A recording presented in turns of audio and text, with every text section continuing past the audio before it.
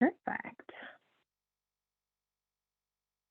All right, so as we jump in, so just a few housekeeping things. So as you all have probably already noticed, you all are actually, because this is set up as a webinar, all attendees will be muted and your video is already off, so no need to worry about trying to find the mute button or anything. We do have a chat function on this webinar. We do ask that you send chats in the webinar to make sure that yours is set to all panelists and attendees. That helps to just make sure that we have all the chats and making sure that they go to everyone on the call too, so everyone can see answers and maybe see if someone else has already asked a question that you were planning on asking. And then again, this will be recorded also, and we will be posting it on the DOH ESG page as well.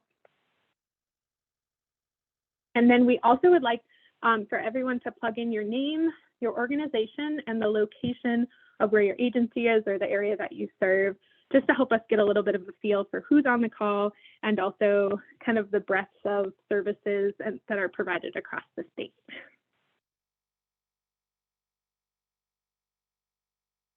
All right. So just wanted to go over our agenda really quick for everyone. So we are going to be going over the general timing for the contracts, our expected execution date, as well as the time that this grant covers for incurring costs for ESG. We're going to go over some basics of ESG 22, just again kind of covering an overview of what our funding can be used for, what are some of the programs that this funds, things like that. We also have some, we hope, very helpful grant administration basics, regardless of funding source. We'll get into that a little bit, but there are a few different types of funding sources that are used for the ESG 22 program, and the grant administration basics will be applicable for everyone that's receiving funding during this year. We also have some FAQs, so our frequently asked questions, and also where to find answers from some things that are helpful within the ESG world. And then we'll also have time for questions at the end, as well as for sharing contact information and if there's anything that we need to follow up on with anyone.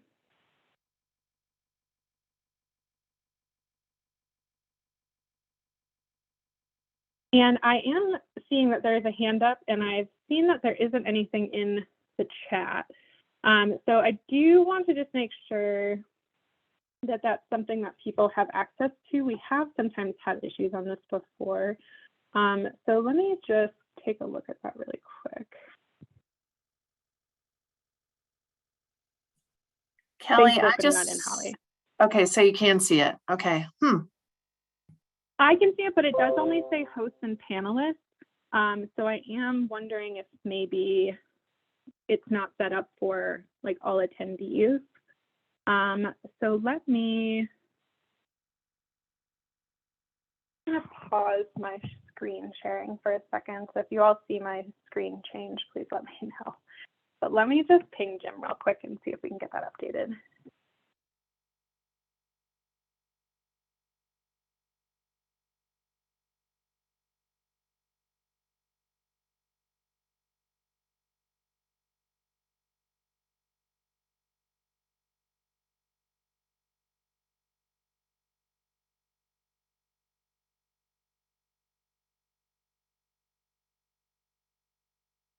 Okay, actually, I think that maybe I just changed the settings and it's working. So let me see if,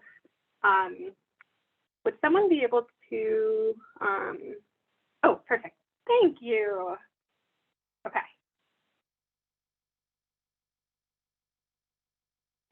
Perfect. It's not really a webinar if there's not at least one technical fun thing to overcome. So thank you all for the patience. All right, and then team, can you just let me know, can you all see the PowerPoint again? Yes. Perfect. All right, perfect. All right, now we are really rocking and rolling. All right, so again, these are some of the things that we're going to be covering. Thank you all so much for, again, the patience on the technology side. And then we also, again, like I said, we'll have time at the end for additional questions. Generally, we ask again that people put questions in the chat as they come up, but at the end, if there are some questions where you're like, I don't really know how to put this in the chat, it might just be easier if I just speak it aloud. You can actually follow the same steps that Brittany did of raising your hand, and I can actually allow you to talk. So just wanted to let everyone know that'll be an option that we have at the end as well.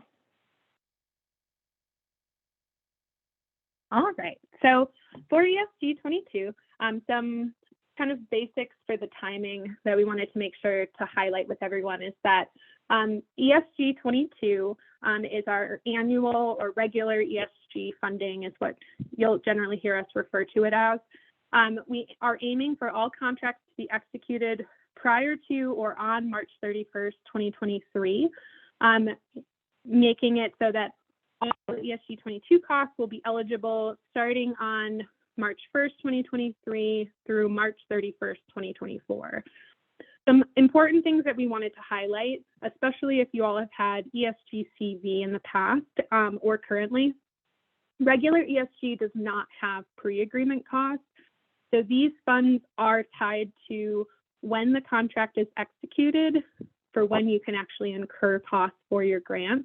So for instance, we're aiming for all of them to be executed by March 31st, but if for any reason there is a delay and your agreement, for instance, is executed on March 2nd, you won't be able to incur costs until March 2nd, 2023, but the end date of March 31st, 2024 will already be set. So there isn't anything to worry about in that regard. We will be in touch as soon as possible if we... April 1st, I think you're saying March 1st, April 1st is the date of the costs, right? Oh, sorry. Yeah, so April 1st is when we're aiming to have, thanks, Holly. April 1st is when we're planning to have all of those agreements active by, and then they'll go through March 31st, 2024. And then if, again, there's any delays or any changes, our team will be in touch as soon as possible. But in general, for planning purposes, you all can be planning for April 1st, 2023 through March 31st, 2024 for being the dates that you can incur costs for your ESG 22 grant agreement.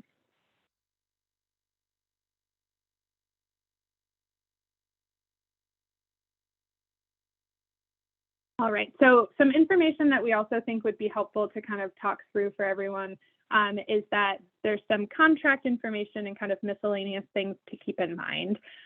So for the contract, or as we often refer to it as the grant agreement, that will go to your signatory authority who we have on file, which is whoever you all selected or noted in your grant application. In general, that's the executive director or someone like that at your agency that has the authority to sign for grants and contracts. If from when we actually had the application or since we've last communicated, if you know that someone who's in your signatory authority role has changed, please reach out to your grant manager as soon as possible. That way we can actually get that updated, and then hopefully there won't be any delays or anything like that in terms of having your grant agreement sent out to you. We want to make sure too that once you get your grant agreement, or again, the contract, please make sure to review that entire contract before you have the signatory authority signed in DocuSign, which is the platform that we used for getting those signed. This is just really important. Again, we always try to have everything as 100% correct as possible. There's a lot of different avenues contracts and grant agreements have to go through though, and so we always encourage grantees to make sure that they're also reviewing for making sure the budget looks correct, making sure the line items that are in there are correct, things like that. So just a reminder, please make sure to review that prior to signing. There's also some special things to note is that you might see in the grant agreement that there's a payment schedule. So basically a subrecipient has $1,000 that we basically can hold as the recipient to not pay out until after the grant has been closed. If there's any concerns with like reports not being submitted, or if there's anything outstanding that we need back from people, most of the time that's not something that we have to use, but just please note that that is something that could come up, especially if we aren't getting the required documentation that we might need back. And then There's also performance milestones and some different documentations that are required. Your grant manager has likely already sent out our request for a lot of this documentation, such as your certificate of insurance, your 504 forms for shelters, the habitability forms, things like that. We do need that information back as soon as possible so that we have everything in place, especially prior to execution, so that we are fully in compliance for these funds. But if there's any concerns or if you all have any questions or anything like that around any of those forms, please always feel free to reach out to your grant manager, and we're always happy to be able to talk through anything that may be coming up. And then, especially for new grantees, something that we really want to make sure to highlight is that ESG is a reimbursement model grant, and so you all must request reimbursement for funds that you've already incurred and paid for prior to us being able to pay out for them. So just something to keep in mind for these. There are no advance payments or anything like that with our annual ESG funds. And then we do have quarterly reporting requirements. So at minimum, grantees are expected to both draw down funds and complete your quarterly report in our Neighborly system, which is our grant management system I'll cover in just a little bit. But that is the minimum requirements, is that you have to do that reporting and draw down at least quarterly. If you choose to submit draws more frequently like that, like some people like to do monthly or a couple times a quarter, that's totally fine, as long as you're meeting that quarterly minimum requirement, or you're talking to your grant manager for any extenuating circumstances that might be coming up. That's something else that we really just wanted to make sure that grantees are aware of. All right, and so again, a lot of this is stuff that you also will be able to work with your individual grant manager on. As I said, you all should have already had communication from your grant managers directly, but if not, please feel free to reach out to me as well. I have my contact information at the end, and we're happy to help make sure we get everyone in contact with the right people. But as I stated at the beginning of the call, we have 3 of our grant managers that are on the call today: Aaliyah, Holly, and Whitney. And then we are also hiring right now, currently, hopefully should be hired very soon, for our 4th grant manager position. But for right now, you all will be actually sending anything to me or receiving communications directly from me in the time being. So if you're like, I've only received communication from Kelly, that's likely probably because we're still filling that position. So please feel free to always reach out and let me know if there's anything I can help with. All right, so some kind of just basics around the actual eligible components that we wanted to talk through is there are 5 categories that ESG can fund, the 6th being administration, but that's kind of a separate area. The main program areas that ESG can fund is going to be street outreach, which is serving those who are currently homeless and those that are living or staying in a place not meant for human habitation or in an unsheltered situation. Street outreach services have to be non-facility based. So generally most street outreach programs are, staff that are going out to encampments or going out to locations where people are experiencing homelessness and in an unsheltered situation, and engaging them with services and things of that nature. Then you have emergency shelter, which is the other side of the street outreach of that is also for those who are currently experiencing homelessness, but for those who are accessing an emergency shelter. So that can kind of look a little bit different, especially across the state or depending how programs are set up. But for the most part, that's either someone who's accessing a traditional shelter. So there, it's a facility-based location where people are receiving shelter services. There's also, some shelters that are set up with a hotel motel component, things like that. But again, emergency shelter is going to be for people that are accessing a shelter service that are experiencing literal homelessness as well. Homeless prevention is going to be for those who are at risk of homelessness. So those are going to be individuals who are currently in housing, generally someone who's on a lease, who's facing eviction. And this is assistance that is needed to be able to keep someone from experiencing homelessness. There's some, nuances kind of around that, length of time that someone's about to be evicted and things like that nature. But for the most part, you can think of homeless prevention kind of as that side of those who are at risk, and we're trying to prevent someone from experiencing homelessness by providing rental assistance or services or things of that nature. On the other side of that, rapid rehousing is for those who are currently homeless, who are being moved into housing. So an example would be someone who is staying in a shelter, they're receiving services, entered into a rapid rehousing program, they are moving from an emergency shelter or somewhere where they're classified as someone who's experiencing homelessness, and then moving into a housing program to receive rental assistance, services, things of that nature. And then, of course, we have our Homeless Management Information System, or HMIS, and that's for collecting data on all 4 of the programs that are listed above. For those that are DV providers, you're likely already familiar with our comparable database system, which we use as CAFE. But you can kind of think of CAFE and HMIS in the same lens of they're both used to be able to collect data on persons that are being served in these different components with ESG funding. Entering into HMIS and or CAFE, depending on if you're a DV provider or not, is a requirement of these funds.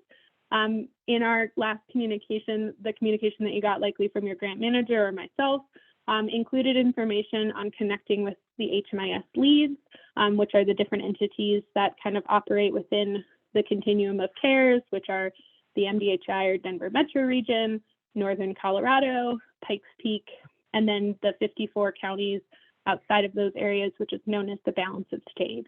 So you should have information on how to connect with those entities, but if you're confused on anything, or if you'd like to be able to get a little bit more information, also please feel free to follow up with your grant manager, and we're also happy to help talk through that as well. And then kind of the other category that we have that some grantees may be funded for is for administration. So administration is for those costs that are directly tied to carrying out the program, the ESG program. So think, financial management or reporting, or anything that's kind of related to you're actually administering the program. They're not related to the actual project costs. That's different than indirect, which is something that also happy to go over with people if they'd like to be able to think about indirect costs or what that looks like. But administration is also another component that people can be funded for with ESG. All right, and so as I was saying, CAFE is used as our HMIS comparable database, and so all DV providers that are funded with ESG will need to use this system to be able to pull your reports. I think that we've already kind of been in contact with everyone for the most part that has received ESG funds, either currently or as an existing grantee or as a new grantee. But if you're unfamiliar with CAFE and you are a DV provider, please feel free to reach out to us, and we're also happy to help kind of talk through that process as well. Neighborly is DOH's grant management system, and so it is a web-based platform that we use for all reporting and all of our draw requests. We hope it's a fairly user-friendly system, but basically you can log in, and once your grant is active, we'll add you all to your actual case in Neighborly, and you'll create an account. And that's where you can go in and see what your budget is in Neighborly. You'll be able to see how much money you have left on each category. We also use it to track match, which is, requested through Neighborly as well. So it's kind of your one-stop shop for everything related to meeting all of your reporting requirements and drawdown requirements for your funds through the ESG grant. SAGE is HUD's grant management system. So we often say Neighborly is to DOH as SAGE is to HUD. SAGE is also an online platform that's used for reporting to HUD for ESG funded programs. We will reach out for those that need to complete a report. The ESG 22 funds require an annual report. So that's something where we'll reach out directly to grantees to upload a CAPER report, which is the report that's used in the HMIS system or CAFE for reporting on everything that was done in these systems for ESG funded programs. And again, we'll be in touch with you all around what that reporting requirement is, and if you all need to upload a report, but we wanted to make sure to at least cover that so it was not an unfamiliar term for everyone. And I realize there's a typo, so apologies. I should say ESG 22, but ESG 22 does require match. So everyone should have already provided information on what your match is going to be, and information about what sources are used for match, that type of thing. And again, that will also be used through the Neighborly system. If there are any questions, or if you do have updates to your match, anything like that, please feel free again to reach out to your grant manager, and we're happy to talk through that with you. Okay. Before I go into the league, any questions that might be helpful to talk through for the kind of overview or basics of ESG?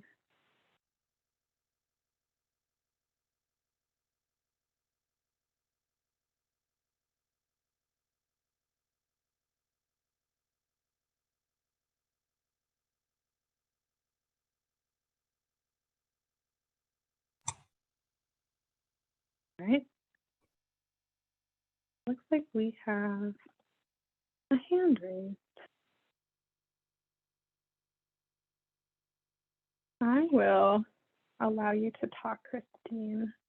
So you should be able to come off mute. Okay, thank you.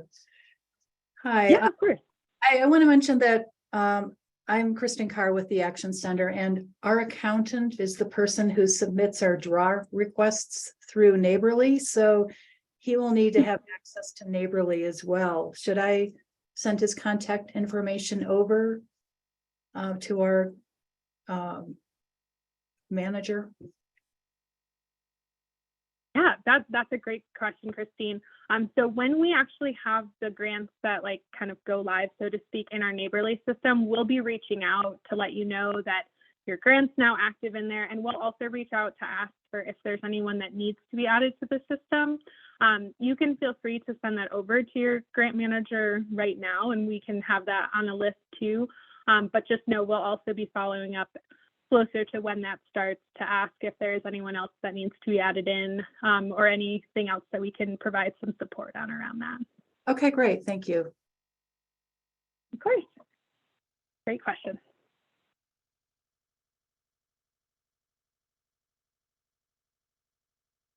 All right. So if there's no other questions, I'm going to keep rocking.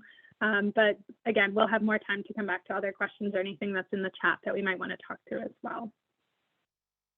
So something that we're very excited about for the ESG 22 program, and something that you all likely saw in the ESG 22 NOFA, is that we have a lived experience advisory group that we often refer to as the League, that was created and actually worked over the last year to be able to dig in on ESG programs and our program components, things like street outreach, emergency shelter, rapid rehousing, and really provided some excellent recommendations. And we were able to compile it into a really wonderful report that is on our ESG page on the DOH website. If you all have not seen that before, highly recommend checking that out. But one of the things that we talked about in the ESG NOFA is that there are some recommendations that we received from the League that we really want to be able to implement into the ESG 22 program. So ESG staff will be working with ESG funded programs throughout the ESG 22 program year to help with aligning programs to make sure that they're meeting ESG 22 League recommendations. And some of this will be done through things like program monitoring, data collection, and of course, we'll be providing as much technical assistance as we can to help with this. So in the coming weeks, some things to kind of keep an eye out for is that your grant manager will be sending out a baseline survey for all ESG 22 grantees. This survey is something that we're going to use to just kind of get a basic understanding of where agencies are regarding some of the areas that were highlighted by the League. So if you want to, you can also feel free to go back to the ESG 22 NOFA, where we listed out, if agencies are willing to accept recommendations and align their programs with the League recommendations. And also there were some different questions that we talked about. But we really want this survey to not feel like something, we don't want it to feel like this scary thing that's like, oh no, we don't know if we're 100% aligned with all of these right now.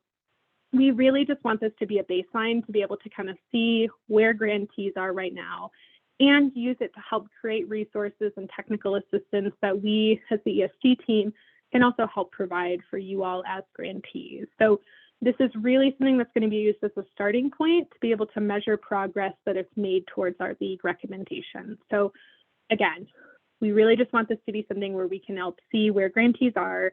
We can help create some additional support, technical assistance to be able to help with programs meeting those goals. But we really just want to encourage everyone to be honest and open about where they are with different areas. And then that'll really help us be able to see what progress has been made throughout the grant year. And something that we can really be able to kind of dig in with programs and make sure that, again, you all are getting the support that you need. There are so many amazing programs that we are so excited to be able to partner with ESG 22. And we want to make sure that we are running the program and aligning everything as best we can with our league. And so we wanted to make sure to kind of give this overview for grantees to know what to expect. And again, we want this to be something that's an exciting opportunity where we can take such amazing expertise that we got from the league and really be able to help share it with you all as the grantees that are also doing a lot of this work, and be able to show, you know, here are the great things that you all are doing. Here's ways that we might be able to continue to work with programs or, you know, change things in ways that are going to help align with recommendations, but we want it to be done in a very supportive and collaborative way.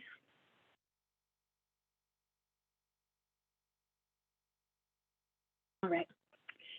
One thing I did want to note, especially before we get into some of the grant administration things, is that as you all may have already seen on some different kind of communications we have, this year's ask for the ESG 20 NOFA was incredibly high. And so as a result, it was both very competitive and it allowed us to leverage some additional funding to be able to award out in the NOFA through the CDBG CV program, which is the Community Development Block Grant CARES Act or COVID specific program.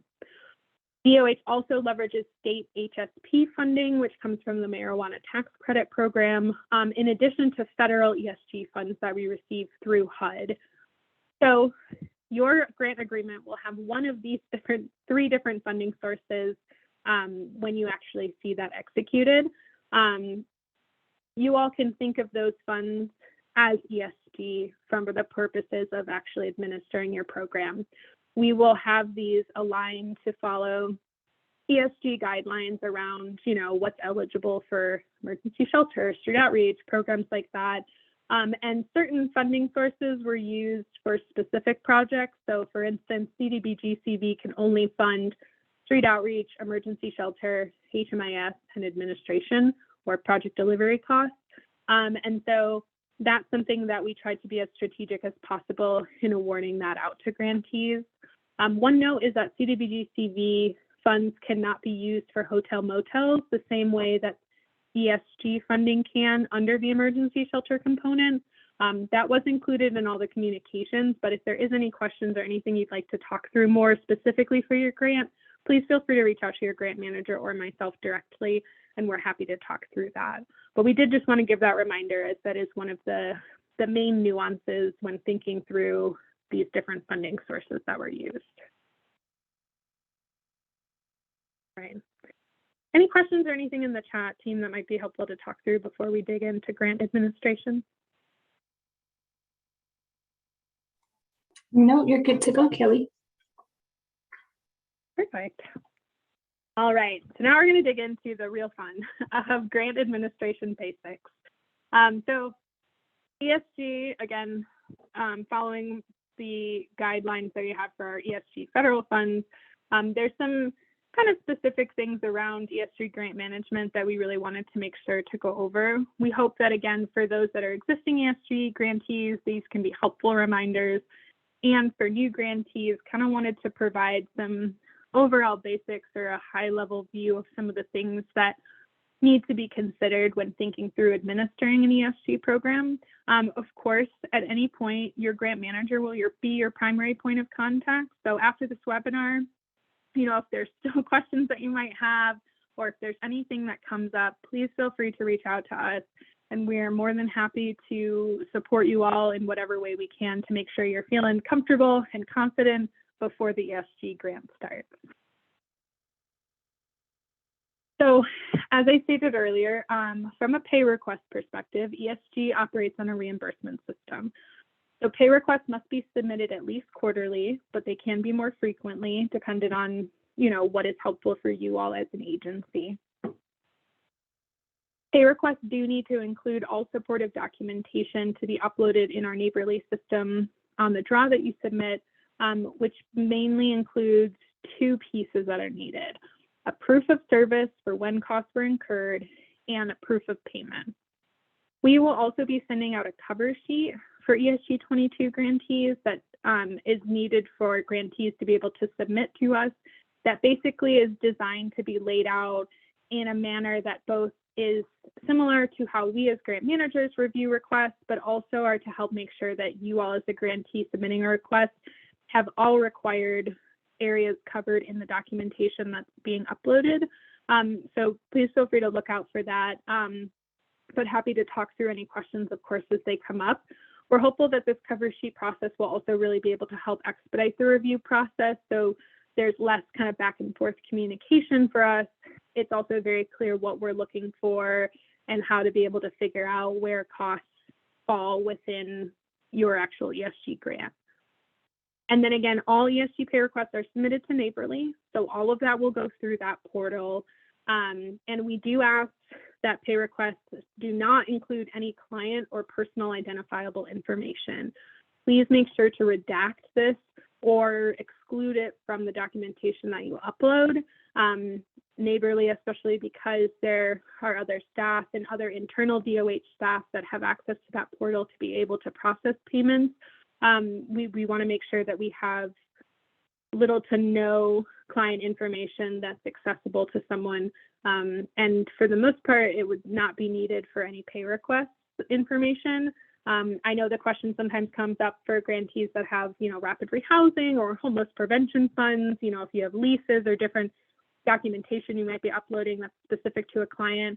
Happy to kind of talk through different ways that you all can submit that so it's still clear to your grant manager how to code those costs. Some people use HMIS unique identifiers to tie back to information around what cost was related to what client, but it doesn't have any client PII on it.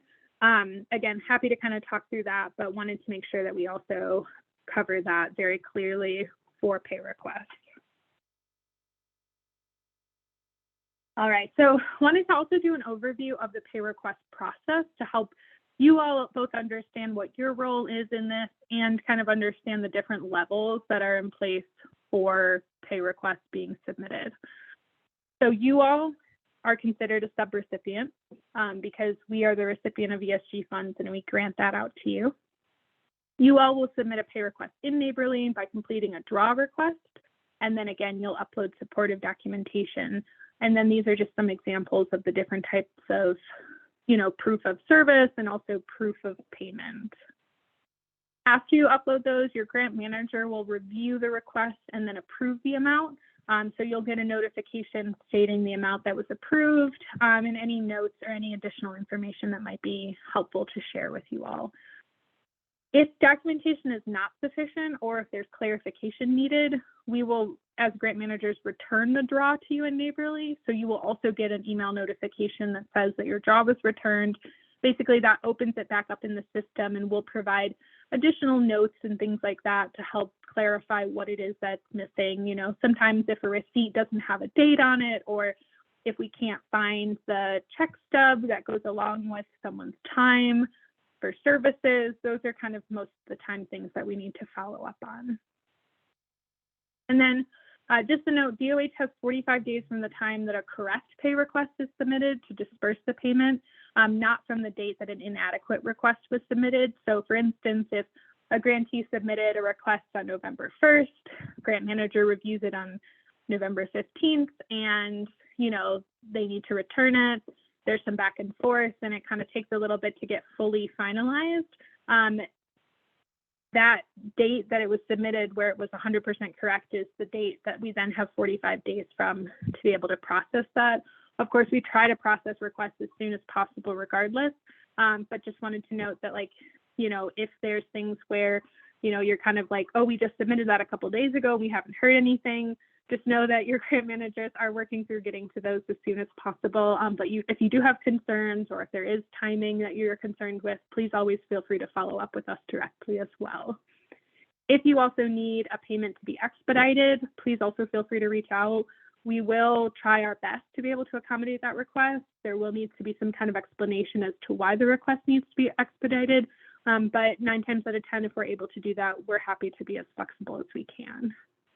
And then I realized I skipped over one, but after the grant manager also reviews and approves your request, it then goes to our internal accounting and budgeting departments, who then also review the request for funding, make sure there's enough in there in our accounting systems, and then releases the payment to subrecipients. If you all are set up for EFT or electronic funds transfer, generally you'll get those funds after it's been approved within a couple days. If you are set up for mailed checks, that's also not a problem, but it will take a little bit longer based on when that check is actually cut and then mailed out to you all. So if you also are like, hey, I don't think we set up EFT, but we'd like to, please feel free to reach out to your grant manager, and we're also happy to help you get that set up as well. Okay. Any questions on pay requests before I jump into HMIS and data collection?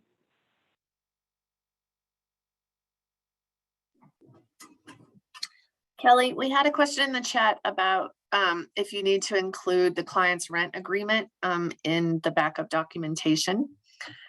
And we did reply in the chat that yes, you do. Please remove any personal identifying information in these documents. And you only need to upload that information once, and we keep it on file for the subsequent months that you may be seeking reimbursement for their ongoing rental assistance. But yes, you do need to include the rental agreement.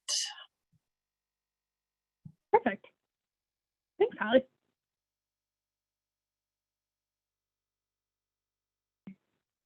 Awesome. So next we're going to talk through a little bit around data collection. So as I stated, all ESG grantees are required to collect data for persons that are served through their programs using either HMIS or CAFE as our comparable database. HMIS and CAFE are used to make sure that basically we have information that we can report back to HUD that shows, you know, if a grantee says that they spent X amount of money, here's the data that backs up to show here's X amount of clients that were served through it. So that data collection is very important, again, to be able to both meet HUD reporting requirements and also just be able to show the impact of the funds and to be able to show what the outcomes were and how many clients were able to be served through these funding sources. ESG does require that grantees pull CAPERS, which is the Consolidated Annual Performance. I always forget this one. Something reports. If you know the full acronym, please feel free to put it in the chat. But basically, the CAPER report is what's pulled from HMIS and CAFE that includes all the information that's needed for reporting, both for DOH and for SAGE or other reports that might be needed that we send back to HUD. So on a quarterly basis, DOH does require that you upload those CAPER reports into Neighborly. There'll be a section that's in Neighborly in the report section for where you'll upload that. And you can actually pull that in an Excel CSV format from both either HMIS or CAFE. And then the SAGE annual reporting, like I said, is something that some grantees will need to report on. We'll be following up around who needs to submit those reports, but that's also a cumulative CAPER that covers the full time of your grant. And so very similar again to the quarterly reporting, it's just more of a one-time report that needs to be done and sent back to HUD.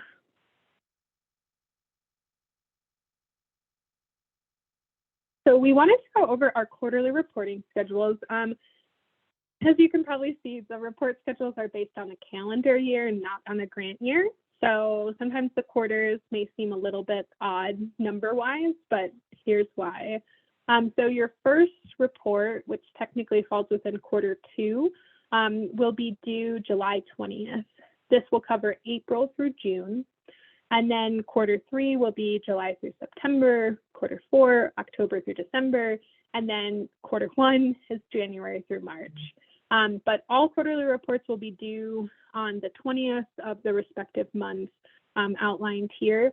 You will also get a notification from Neighborly that says that there's a report that's now available in the system, which we hope will be able to be helpful with tracking and being able to know when you can go into the system.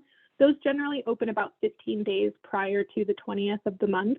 So just make sure that you're all signed up in Neighborly and you know who needs to be in there to be able to upload those reports and get that information in as well.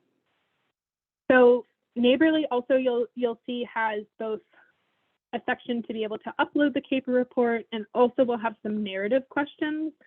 We hope that the questions are not overly burdensome from a grant reporting perspective, but they are required for us to be able to just understand how funds have been spent the last quarter. Are there any challenges or things that we can help provide assistance around?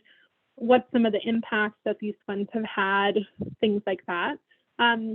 And again, all of that will also be in the Neighborly system, so you don't have to, navigate through email or anything else. You can just go right to Neighborly as your one-stop shop for all reports and pay requests. And then the CAPER report will again also be pulled from HMIS or CAFE, and then you'll upload that into Neighborly directly.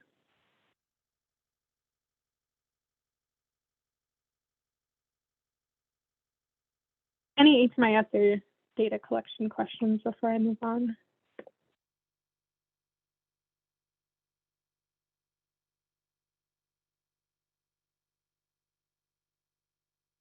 All right. So next topic that we wanted to cover is fiscal agents. So this is a specific role that most grantees will not actually be classified as, but for those fiscal agents on the phone, we wanted to make sure to also talk through what this kind of role is required from an ESG perspective, and if this may actually apply to you based on how you want to, manage these funds. Please make sure to also connect with your grant manager as soon as possible to make sure that we understand everything that's needed with these funds. So a fiscal agent is someone, is an organization that will take the funds that we have awarded from ESG 22 and then actually contract them or pay them to another agency to do the actual ESG funded work. So most of the time this may look like, well, we have a lot of local governments or, city and counties that will have the administrative capacity and some of the tools in place to be able to take on the management of funds, but they may not operate a shelter or a street outreach program directly. So they will then contract with nonprofits or other entities to be able to actually do the services side of the program or actually implement the program. So if that sounds like something that you're doing and it wasn't necessarily highlighted in the NOFA, or if we haven't worked with you all before, please feel free to reach out to your grant manager and just make sure that we understand that you will be serving in a fiscal role. We do want to make sure that everyone understands the different policies and procedures that are aligned with operating as a fiscal agent. We do have a lot of resources that are on the ESG webpage and on our ESG toolbox specifically, but also fiscal agents do have to follow, like other grantees, all requirements in 2 CFR Part 200, which is the federal kind of financial administration related regulations. We do want to note, though, that this role is different than contracting out for the completion of a specific service. So, for instance, if you operate a shelter and you contract with someone to provide food in the shelter, you're not serving as a fiscal agent. That's just something that you're doing related to the operations of the shelter. That's a way that you're basically being able to have something that's providing a specific activity for your shelter. Which again is different than actually subgranting out all of your funding. Another example is if you are an entity that's, you may not have capacity for entering the HMIS requirements, and so you subcontract with an entity to do that for your shelter. That's different than subgranting out all of your shelter funding to actually have a program do all of the operations side of it.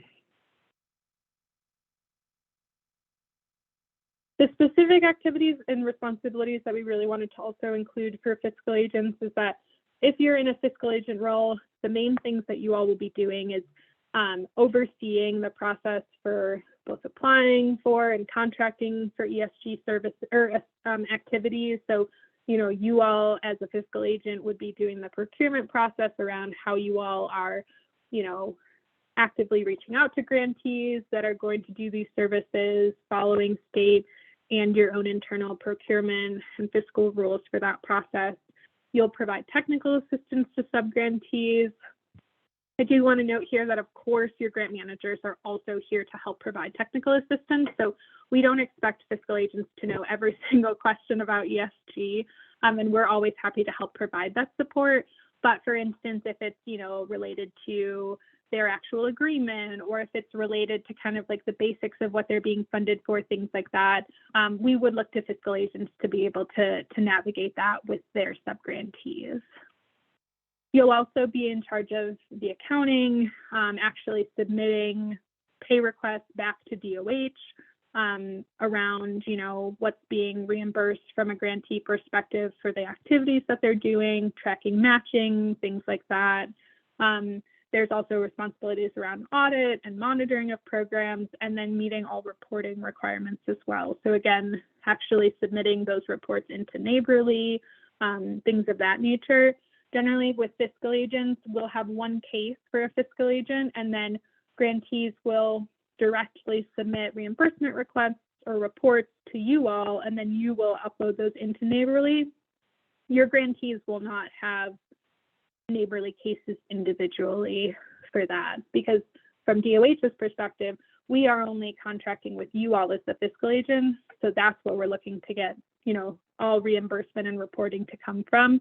And then you all, in the process of subcontracting, are in charge of reviewing pay requests and making sure that grantees that you're working with are meeting all other requirements of the ESG program.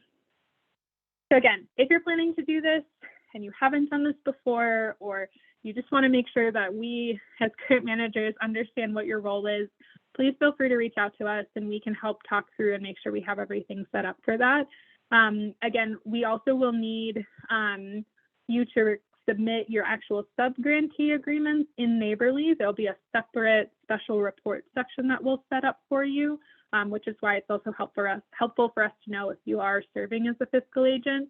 But basically, that's just needed so that we know that there is a formal contract in place and that those contracts are meeting procurement requirements and things like that to be able to operate the program.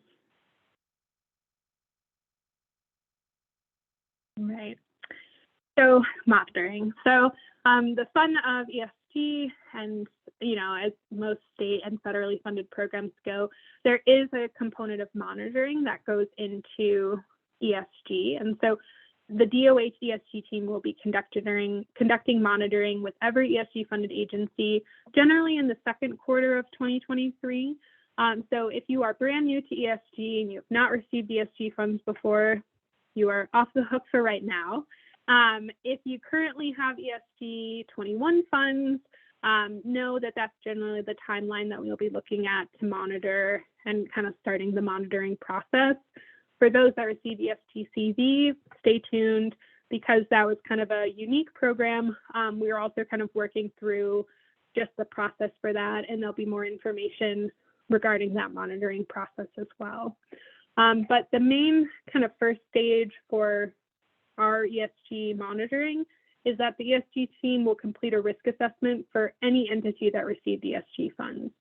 So we do risk-based monitoring for this process. So basically, once we do a risk assessment for all grantees that received ESG 21 funds, for example, we'll then pick a portion of those with the highest risk scores, and those will be the ones that are monitored. We do have a partial monitoring and a full monitoring. So full monitoring is basically, like the name suggests, the whole process will generally monitor you for all exhibits, all areas that we need to do for monitoring around fiscal compliance, programmatic compliance, monitoring and administering grants, like ESG or federally funded grants, for instance. And with partial monitoring, we'll also kind of do that a little bit more selectively around if there's only one or two areas that we really need to highlight that have the highest risk. So for instance, if a grantee, for the most part, was low risk and everything, but had, some significant issues around pay requests or financial monitoring, we might just select financial monitoring to be something that we look at. But we'll also communicate all of that well in advance. We like to give people as much time as we can around what things we'll be looking for, as well as things if it's a virtual monitoring and on-site monitoring, things like that. On our DOH ESG page, we also have the risk assessment template that we use. So you all can actually go through and even do a risk assessment for yourself and use the exact same form that our team uses. And you can also look at all of the ESG monitoring templates that are on there as well. They're towards the bottom of the ESG toolbox. They're a little dense because they're basically the same templates that HUD uses, but we do want to make sure that those are available for people to understand what we're going to be monitoring on. And we're always happy to, talk grantees through anything. And if you are selected to be monitored, don't panic, don't worry. It's something that's kind of a routine part of the ESG funding world. There are certain high risk factors such as, a grantee taking on a new activity, or if there's been high staff turnover that are just kind of the reality sometimes of programs expanding or working in this pre-post current pandemic world that we're in. So just know that that's something where, it's not like we've identified anything wrong and that's why we're monitoring. There's just some potential risk factors that have selected you to be monitored for, and we'll work through that process with you and make sure it's something that feels supportive, and make sure if there's resources we can provide or technical assistance, we'll be there to help you all with that as well. So wanted to make sure everyone understood the monitoring process, but don't want to say that to bring up any fear or anxiety in you all. And then for ESG 22, we'll follow generally the same monitoring timeline. So it'll likely be the second quarter of 2024 when we'll do this process for ESG 22 funded grantees. So after your grant has already ended. All right, so I just want to kind of go through some frequently asked questions and also some really great tool guides that we have on the website. So on the DOH ESG page, and team, if there's someone that can, if we haven't already, if one of you all could please put the link to the DOH ESG page in the chat, that would be really appreciated. Thank you. But we wanted to just kind of talk through some of the things that are on the tool guide. We actually just had a DOH office hours on Wednesday of last week. Thank you to Aaliyah for walking through the toolbox with everyone. We'll make sure that's posted on the website as well, so you can have another resource to look at. But basically, we have some kind of high-level resources and tools that you all can use. So for instance, if you're kind of unsure of what to expect as a DOH ESG grantee, grant managers did send out the ESG grantee cheat sheet with our follow-up email, but you can also find it on the website as well. Basically, it's just a nice tool that we created to kind of help walk through some of the things that you might need to be thinking of, or just kind of, again, having some expectations of what it means to be an ESG grantee laid out in a format that we hope is helpful for being able to get set up for these funds. We also have an ESG match document. So this talks about what can be used for match for ESG for any of the funded programs. Just really good kind of overview information of how are you meeting your match requirement? Does the match sources that you have that you're planning on using work for ESG? And of course, always happy to talk through that more as well. From the backup documentation perspective, like I said, grantees or our grant managers will be sending out a specific cover sheet for you all as grantees. But we also have some documentation that's in there right now that you also can feel free to take a look at. It includes a guidance document that really highlights, what does it mean to submit proof of service? What does it mean to submit proof of payment? And we also have some examples of pay request summaries and also like some different timesheets and things like that regarding how do you track staff time for ESG? How do you kind of think through the reporting requirements for that? I think especially if you're using staff that might work on multiple programs. So maybe someone splits their time between emergency shelter and street outreach. We need to be able to have clear documentation that shows how you got the amount that you're essentially billing to ESG. So we have some examples on there as well. and always happy to kind of talk through that more and just help you get set up for all of that as well. From a fiscal agent perspective, we also have some different fiscal agent requests, pay requests and cover sheet, and kind of just some different tools that you all can use as a fiscal agent. We also have a fiscal agent webinar that's also under our past webinars that kind of walks through, again, what does it mean to be a fiscal agent? What are some of the requirements, things that you need to expect? So highly recommend that as a tool, especially if it's your first time as a fiscal agent. And then as I was just saying with the monitoring side, we also have our risk assessment form linked on there, and it won't fit in this like image, but if you keep scrolling down on the toolbox, you will find all of our monitoring exhibits as well. We also have a subrecipient user guide for how to access Neighborly. Again, right now, you all, if you haven't been set up in Neighborly or haven't used ESG before, you can go in and set up an account, but you won't see anything in there until we actually add you into the system. So just a note on that, we will be following up to Christine's great question of, you know, how do I add different staff in there? How do I navigate it? That's a great user guide to look at. And then any questions or anytime you need someone to be added in, you can always feel free to reach out to your ESG grant manager, and we'll help make sure that we have the right people set up in there for you. And then indirect costs is also something that we sometimes get. So indirect costs are different from the administrative line item. So without getting too into the weeds, indirect costs are generally those things that you can't put a direct cost on.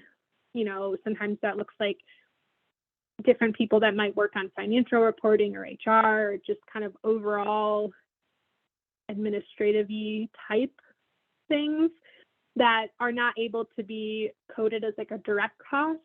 And so there are some kind of nuances and some details around how does ESG indirect costs work. And so we actually have some a great HUD technical assistance webinar and slide deck that's on the website. Highly recommend checking that out. If you also are looking to do indirect costs and you haven't done that before, please also reach out to your grant managers. We have some other resources that we can help share, and also happy to just kind of talk through what that looks like, because it can be a little confusing, especially if you have admin as a line item and you want to do indirect costs.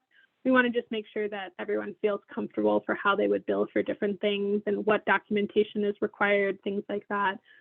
So feel free again to always follow up with us, and we're happy to help provide any additional support that we can. All right.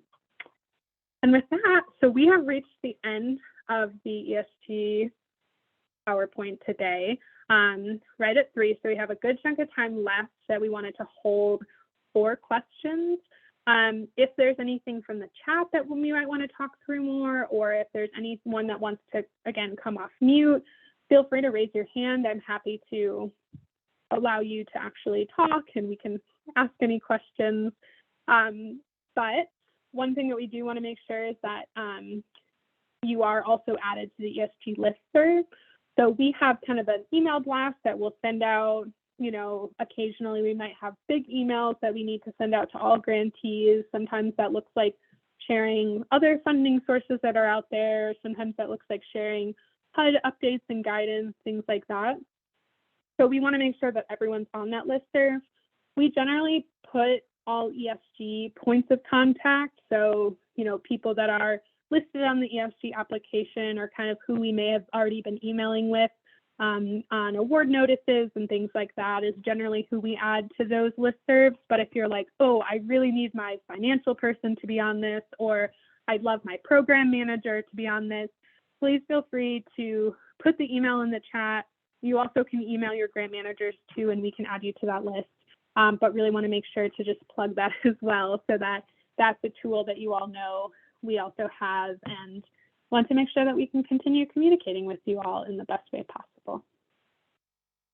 So with that, I will stop talking and see if there are any questions or anything that would be helpful to talk through.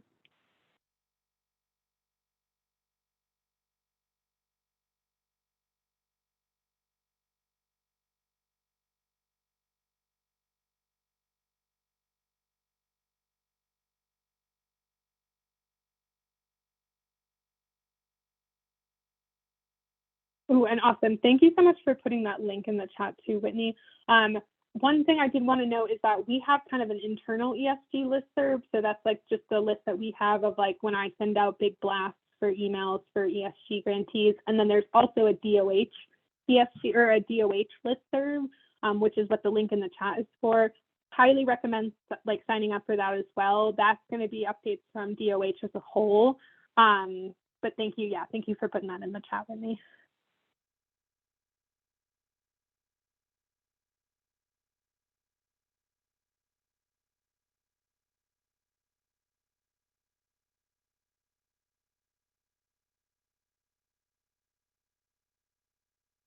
All right. Well, if there are no questions, I want to be respectful of everyone's time. We really appreciate you all carving out this last hour from what we know are very busy days to be able to attend this with us. So thank you all again, not only for being here today, but just for all the work that you're put into your programs. We are so grateful to be able to work with such amazing providers like you all. We know that you all are doing the hardest work of doing these direct services and actually doing the impact of these programs throughout Colorado. And so we are honored to be able to work with you all and partner to be able to get these funds out. But please know that we want to always emphasize that we thank you so much for all the work that you're doing. And if there's anything that we can ever do to help to continue to support you around these funds, please let us know, but also happy to give you all some additional time back in the day.